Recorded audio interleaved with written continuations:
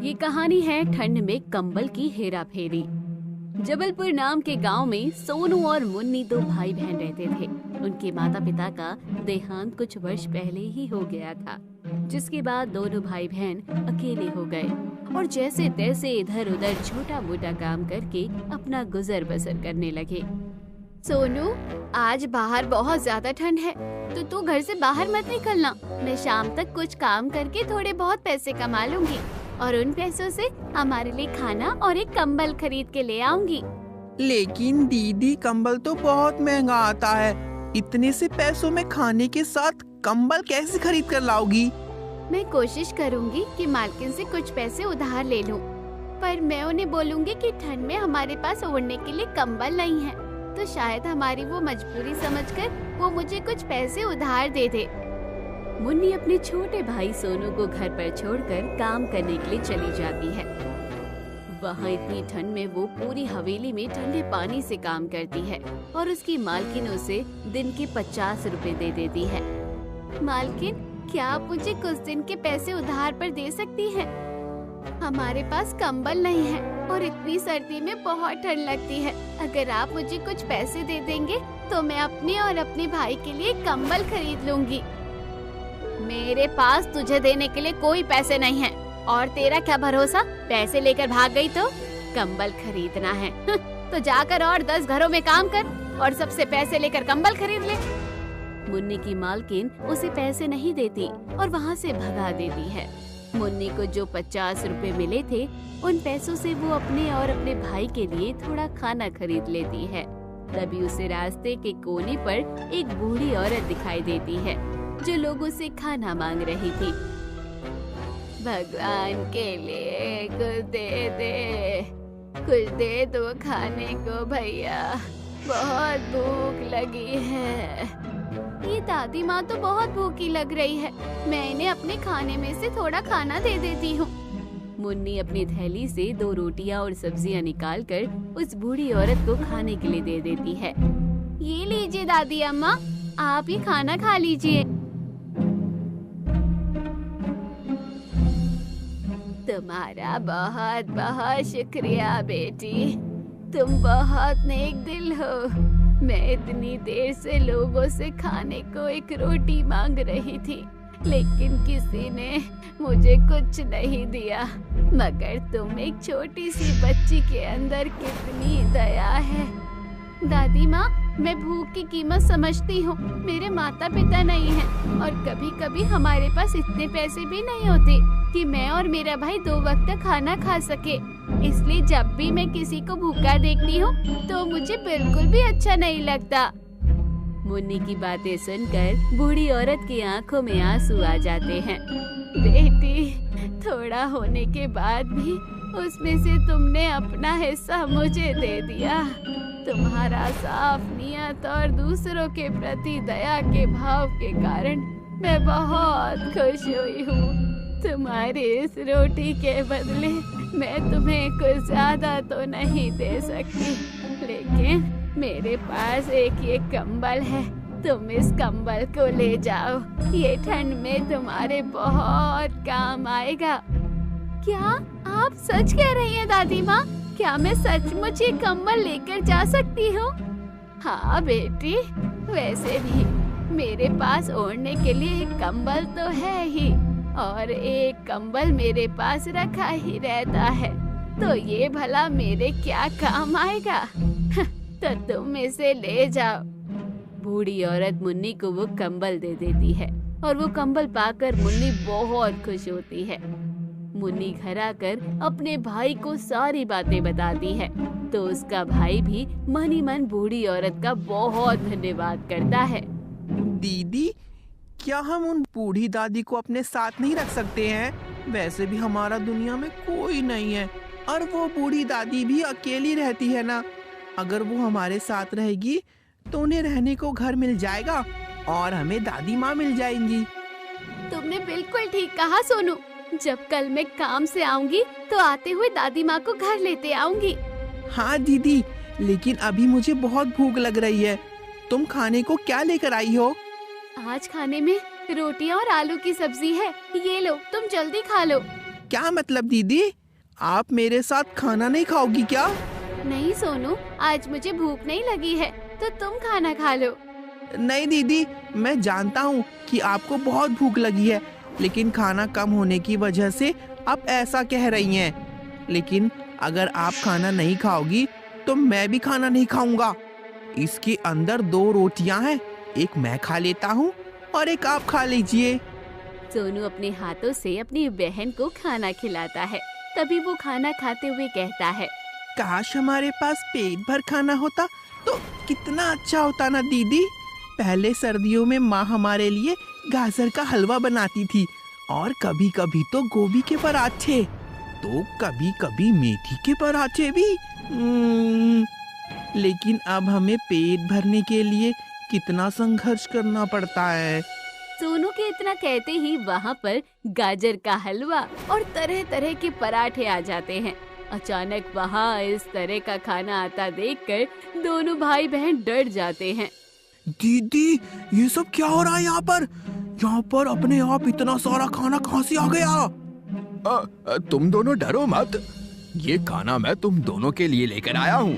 तुम दोनों अभी कह रहे थे ना कि तुम्हारी माँ तुम्हारे लिए सब खाना बनाती थी और तुम्हारा ये सब खाने का मन भी कर रहा था, तो मैंने तुम्हारे लिए ये खाना बना दिया। हमारे घर में कोई भूत तो नहीं घुस गया ना सोनू? देखो, तुम जो कोई भी हो यहाँ से चले जाओ, हमें ये कुछ भी नहीं चाहिए। अरे तुम दोनों मुझसे ऐसे डरो मत, मैं एक जादुई कंबल हूँ। उस बूढ़ी दादी ने तुम्हें खुश होकर ये जादुई कंबल दिया है। वो कोई इंसान नहीं बल्कि एक परी थी। अब तुम जो चाहो मुझसे मांग सकते हो, मैं तुम लोगों की हर जरूरत को पूरी करूँगा। कंबल की बात सुनकर दोनों भाई बहन खुश हो जाते हैं और जो कंबल ने उन्हें खाना दिया था वो दोनों पेट भर के उस खाने को खाते हैं। तुम्हारा बहुत बहुत धन्यवाद प्यारे कंबल, तुम्हारी वजह से हमने कितने समय बाद इतना स्वादिष्ट खाना खाया, वो भी एकदम पेट भर के। वरना कभी कभी तो हमें 2 वक्त की सूखी रोटी भी पेट भर कर नसीब नहीं होती थी।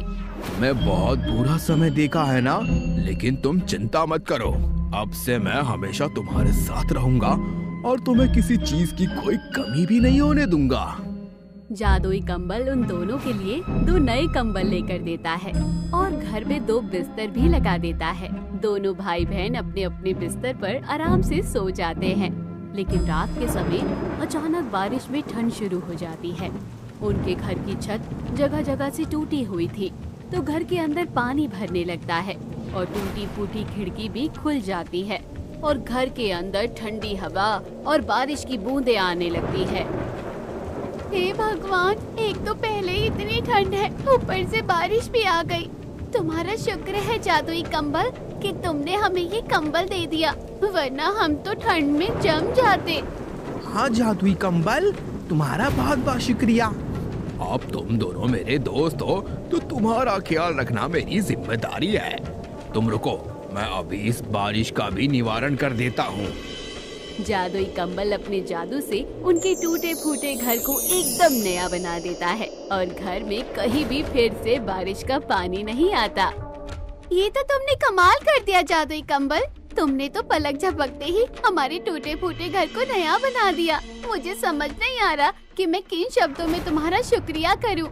अरे नहीं नहीं मुन्नी, तुम्हें मेरा शुक्रिया करने की कोई जरूरत नहीं है। मैं तुम्हारा दोस्त हूँ और दोस्त तो एक दूसरे की मदद के लिए ही होते हैं। चलो अब तुम दोनों आराम से सो जाओ। उनका घर अब बिल्कुल नया हो चुका था और सोने के लिए नए बिस्तर भी आ चुके थे, तो दोनों भाई बहन बहुत आराम से अच्छी नींद में सो जाते हैं। सुबह मुन्नी की आँख खुलती है तो वो समय देखकर एकदम से हड़बड़ा जाती है। अरे सुबह के 10 बज गए, मुझे तो काम पर भी जाना है। आज तो मालकिन मुझ पर बहुत चिल्लाएगी। अरे तुम्हें परेशान होने की कोई जरूरत ही नहीं है मुन्नी, अब से तुम्हें काम पर जाने की कोई जरूरत ही नहीं, क्योंकि अब मैं तुम्हारे साथ हूँ। तुम्हें अब कभी भी पैसों की जरूरत नहीं पड़ेगी और तुम्हारी ये उम्र तो पढ़ने लिखने की है, तो तुम दोनों भाई बहन आज से स्कूल जाकर पढ़ाई करो बस। जादुई कंबल की बात सुनकर मुन्नी बहुत खुश हो जाती है और उसका बहुत धन्यवाद करती है। जादुई कंबल उनके लिए स्कूल के नए कपड़े लाकर देता है और मुन्नी सोनू को अपने साथ तैयार करके स्कूल में ले जाती है और दोनों स्कूल में दाखिला करवाते हैं। तभी स्कूल से घर लौटते समय उन्हें उनकी एक पड़ोसन मिलती है। अरे तुम दोनों कब से स्कूल जाने लग गए? तुम लोगों के पास तो ठीक से 2 वक्त की रोटी खाने के पैसे नहीं हैं, तो स्कूल की फीस भरने के पैसे कहाँ से आ गए? वो हमारे एक रिश्तेदार ने हमारा दाखिला करवाया है और अब से हम स्कूल में पढ़ेंगे। चलो सोनू घर चलते हैं, देर हो रही है। अचानक पड़ोसन जब ये बात पूछती है तो मुन्नी घबरा जाती है और सोनू को लेकर जल्दी से घर आ जाती है। लेकिन जब पड़ोसन का ध्यान उनके घर पर जाता है तो वो हैरान रह जाती है। ऐसा कैसे हो सकता है? कल तक तो इन लोगों के घर में बिल्कुल कुछ नहीं था, इनका घर बिल्कुल टूटा फूटा था और फिर आज इनका घर बिल्कुल नया कैसे बन गया? ऐसा लगता है इन लोगों के हाथ कोई जादुई चिराग लग गया है, वरना इन जैसे फटीचरों की हालत कैसे सुधर गई? पड़ोसन अपने घर जाकर ये सारी बातें अपने पति को बताती है तो उसका पति भी हैरान हो जाता है। कोई ना कोई गड़बड़ तो जरूर है, लेकिन तुम चिंता मत करो, गड़बड़ का पता तो मैं लगा कर रहूंगा। आज रात छिपकर मैं सब पता लगा लूंगा। जैसे ही रात होती है तो रजत उनके घर के पास चला जाता है और उनके घर की खिड़की से झांक कर अंदर देखने लगता है। अच्छा, अब तुम दोनों ये बताओ कि तुम दोनों को खाने में क्या चाहिए? क्या खाने का मन है तुम दोनों का? मैं तुम्हारे लिए वही ले आऊंगा। कल तुमने हमें हमारा मन पसंद खाना खिलाया था ना, तो आज तुम बताओ तुम्हें क्या पसंद है? आज हम तुम्हारी पसंदीदा खाना बनाएंगे। मैं तो एक जादुई कंबल हूँ, मुझे भला खाने को क्या ही पसंद हो सकता है। हाँ, लेकिन एक बार मैंने आलू की सब्जी के साथ गर्मा गर्म पूरियां खाई थी और दूध वाली गाढ़ी गाढ़ी खीर, तो वो मुझे बहुत स्वादिष्ट लगी। अगर तुम कहते हो तो मैं तुम्हारे लिए गर्मा गर्म खीर पूरी और सब्जी लेकर आ जाता हूँ। अरे ये तो मुझे भी बहुत पसंद है। तुमने जैसे ही खीर पूरी और सब्जी का नाम लिया तो मेरे मुंह में पानी आ गया। जादुई कंबल पलक झपकते ही उनके सामने खीर, आलू की सब्जी, गर्मा गर्म पूरियां पेश कर देता है और जब उनकी खिड़की के बाहर छिपकर खड़ा हुआ रजत ये सब देखता है तो उसकी आंखें फटी की फटी रह जाती है। अच्छा, तो ये चक्कर है, इन्हें ये जादुई कंबल मिल गया इसलिए उनके पास इतना पैसा आ गया है, जो कि एक ही रात में इनका घर बन गया और ये दोनों स्कूल जाने लगे। लेकिन मैं तुम दोनों के पास ये खुशी ज्यादा समय तक रहने नहीं दूंगा। आज रात ये कंबल मेरा हो जाएगा। रजत वहीं पर खड़ा रहकर उनके सोने का इंतजार करता है और जैसे ही वो दोनों सो जाते हैं तो वो मास्टर की से उनका घर का दरवाजा खोलकर उनका कंबल चुरा लेता है। जादुई कंबल सोया हुआ था इसलिए उसे कुछ पता नहीं चलता, लेकिन जब सुबह उसकी आँख खुलती है तो वो भी हैरान रह जाता है। अरे, जब कल रात में सोया था तो मुन्नी और सोनू के पास था, लेकिन अब मैं कहाँ गया ये? अच्छा हुआ जो तुम उठ गए। तुम ज्यादा हैरान मत हो, मैं तुम्हें कल रात को उनके घर से लेकर आया हूँ ताकि उन लोगों की तरह तुम मुझे भी अमीर बना दो। तुम्हें क्या लगता है तुम मुझसे कुछ मांगोगे और मैं तुम्हें इतनी आसानी से दे दूंगा? मैं सिर्फ सच्चे और जरूरतमंद लोगों की मदद करता हूँ और तुम्हें देखकर तो मुझे बिल्कुल नहीं लग रहा कि तुम सच्चे और जरूरतमंद हो। इतना अच्छा खासा घर है तुम्हारा, काम धाम करने के लायक भी लगते हो, तो भला फिर मैं तुम्हारी मदद क्यों करूं? अरे मैं कहाँ तुमसे ज्यादा कुछ मांग रहा हूँ, उन लोगों को इतना दिया है तो थोड़ा बहुत मुझे भी दे दो। अब मैं तुम्हें अपने घर लेकर आया हूँ तो मुझे इस तरह निराश तो मत करो। अच्छा ठीक है, जल्दी बताओ तुम्हें क्या चाहिए, लेकिन याद रखना मैं सिर्फ तुम्हें एक मौका दूंगा, इसलिए जो भी मांगना है सोच समझ के मांगना। ठीक है, जो मांगूंगा सोच समझ कर ही मांगूंगा, लेकिन सोचने के लिए थोड़ा मुझे वक्त तो दो, तब तक तुम मेरे घर पर आराम कर लो। ठीक है। रजत सोचने में जानबूझकर समय लगाता है। वो अंदर कमरे में अपनी पत्नी के पास जाकर कहता है, सुनो अनीता, अभी मैं इस जादुई कंबल से कुछ नहीं मांगूंगा, लेकिन रात होते ही जैसे ही ये सो जाएगा तो हम इसे अपने तिजोरी में बंद कर लेंगे, और उसके बाद जब ये हमारे घर से कहीं जा ही नहीं पाएगा तो इसे हमारी हर इच्छा पूरी करनी ही पड़ेगी। उन दोनों की ये बातें उनकी खिड़की से छिपकर उनका एक पड़ोसी सुन लेता है, और इससे पहले कि वो दोनों अपने कमरे से बाहर आते तो वो उनके घर में घुसकर सोए हुए जादुई कंबल को वहाँ से उठाकर ले जाता है। अगले दिन जब जादुई कंबल की आँख खुलती है तो वो खुद को एक अलग घर पर पाता है। मुझे समझ नहीं आ रहा कि आखिर मेरे साथ ये क्या हो रहा है। अरे तुम मेरे घर में हो। कल रात मैंने रजत और अनीता भाभी की बातें सुनी है, तब मुझे पता लगा कि तुम तो जादुई कंबल हो, और ऐसे कंबल को भला कौन नहीं पाना चाहेगा। चलो अब जल्दी से मुझे बहुत अमीर बना दो। आ गया मेरे सामने एक और लालची इंसान। हटो यहाँ से। दिखने में तो इतने अमीर लगते हो, फिर भी और धन चाहिए। मुझे यहाँ से जाने दो। मुन्नी और सोनू मेरे बिना परेशान हो रहे होंगे। अच्छा, तो इसका मतलब तुमने ही उन दोनों को इतना अमीर बनाया है। थोड़ी कृपा मुझ पर भी कर दो, ज्यादा नहीं, 100-200 करोड़ दे दो तो मैं धन्य हो जाऊंगा। 100-200 करोड़ तो ऐसे बोल रहे हो जैसे 100-200 रुपये मांग रहे हो। बोलो तो तुम्हें मैं एक दुकान खुलवा देता हूँ, लेकिन काम तुम्हें उसमें खुद ही करना पड़ेगा। अच्छा ठीक है, खुलवा दो। यहाँ सब लोग जादुई कंबल की हेरा फेरी में लगे हुए थे, और सोनू और मुन्नी जादुई कंबल को ढूंढ ढूंढ कर परेशान हो रहे थे। पता नहीं जादुई कंबल कहाँ चला गया, कहीं वो हमसे किसी बात पर नाराज तो नहीं हो गया। पता नहीं दीदी, लेकिन मुझे उसकी बहुत याद आ रही है। मुझे जादुई कंबल के पास जाना है। वो कितना अच्छा था, कितना ध्यान रखता था वो हमारा। उसने ही हमें हमारा नया घर बनाकर दिया और स्कूल में हमारा दाखिला भी करवाया, लेकिन पता नहीं वो क्यों हमें छोड़कर चला गया। यहाँ सोनू और मुन्नी जादुई कंबल के लिए परेशान हो रहे थे, और वहाँ जादुई कंबल सुनील की बातें सुनकर परेशान हो रहा था। देखो, अब बहुत हो गया तुम्हारा। तुम अपने बच्चों के नाम पर ब्लैकमेल कर रहे हो, तो कभी अपनी बूढ़ी माँ के नाम पर। अब मैं तुम्हें कुछ नहीं दूंगा। मुझे सोनू और मुन्नी के पास जाना है। सुनील जादुई कंबल को अपनी घर से जाने ही नहीं दे रहा था, और वहाँ रजत और अनीता जादुई कंबल को अपने घर में ढूंढ रहे थे। तभी वो उसे ढूंढने के लिए बाहर गए तो उन लोगों को सुनील के घर से कुछ आवाजें सुनाई दी। उन्होंने उसके घर को झांक कर देखा तो जादुई कंबल वहीं पर था, तो वो तुरंत ही उसके घर के अंदर पहुंच गए। तुम्हारी हिम्मत कैसे हुई हमारे घर से हमारी जादुई कंबल को चुरा कर लाने की? मैं अभी के अभी तेरे ऊपर पुलिस का केस कर दूंगा।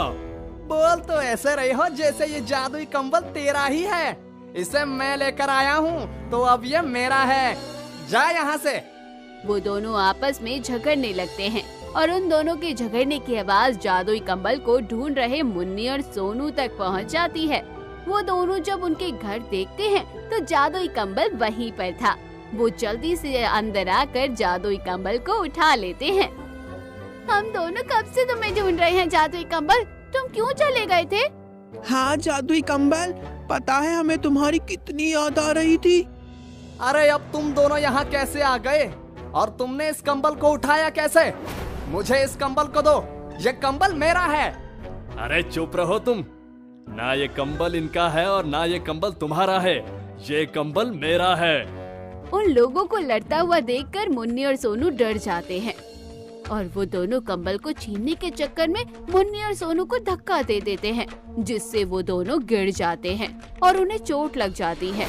ये देखकर जादुई कंबल को बहुत गुस्सा आता है। वो सबसे पहले जाकर मुन्नी और सोनू को उठाते हैं और अपने जादू से उसकी चोट को ठीक कर देते हैं। अरे बस बहुत हो गया। इतनी देर से मैं तुम लोगों की बकवास सुन रहा हूँ। इसका मतलब ये नहीं है कि मैं तुम्हें कुछ कहूँगा ही नहीं। तुम लोगों ने मुन्नी और सोनू को चोट पहुँचाने की बहुत बड़ी गलती कर दी। अब देखो मैं तुम्हारे साथ क्या करता हूँ। जादुई कंबल अपने जादू से वहाँ पर 2 बांस के बड़े बड़े डंडे लेकर आता है। वो डंडे बुरी तरह से सुनील और रजत की पिटाई करना शुरू कर देते हैं, और वो दोनों दर्द के मारे बुरी तरह से चिल्लाते हैं। लालची लोगों, लालच के चक्कर में बच्चों को चोट पहुंचा रहे थे। अब तुम्हें डंडे पड़ रहे हैं ना, तो मजा आ रहा होगा। नहीं जादुई कंबल, तुम लोग इन लोगों को मत मारो, तुम इन्हें माफ कर दो और अब तुम हमारे साथ घर चलो। मुन्नी ने कहा इसलिए तुम्हें छोड़ रहा हूँ, वरना मैं तुम्हारा ऐसा हाल करता जो तुमने कभी सपने में भी सोचा नहीं होगा। जादुई कंबल उन दोनों की पिटाई बंद कर देता है और मुन्नी और सोनू के साथ वहाँ से चला जाता है। उस दिन के बाद फिर कभी उन दोनों की हिम्मत नहीं होती कि उनके घर के आसपास भी कोई भटके। कुछ दिन बीत जाते हैं, तब एक दिन जादुई कंबल उन दोनों से पूछता है, मैं जानता हूँ कि तुम्हारे माता पिता इस दुनिया में नहीं है, लेकिन तुम मुझे बता सकते हो कि उनका देहांत कैसे हुआ। कुछ साल पहले मेरे माता पिता पानी के जहाज से हमारे एक रिश्तेदार के यहाँ जा रहे थे और तभी उनका देहांत हो गया। जहाज लौट कर आया लेकिन मेरे माता पिता नहीं आए और उन लोगों ने बताया कि वो लापता हो गए। और समुद्र में लापता होने का मतलब तो तुम समझ ही सकते हो ना। जादुई कंबल ने अपनी आंखें बंद की और उसने देखा कि मुन्नी और सोनू के माता पिता भी जिंदा हैं और वो एक टापू पर फंसे हुए हैं। जादुई कंबल अपने जादू से जल्दी से टापू पर पहुंचा और मुन्नी और सोनू के माता पिता को उनके घर पर लेकर आ गया।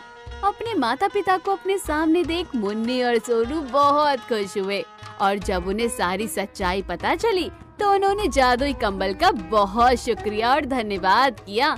सब बड़े ही भावुक हो गए, लेकिन जादुई कंबल के कारण आखिरकार मुन्नी और सोनू को उनके माता पिता वापस मिल गए और एक बिछड़ा हुआ परिवार फिर से एक साथ मिल गया। तो दोस्तों, कहानी यही खत्म हुई। कहानी कैसी लगी कमेंट बॉक्स में जरूर बताइए, चैनल को जरूर सब्सक्राइब कीजिए।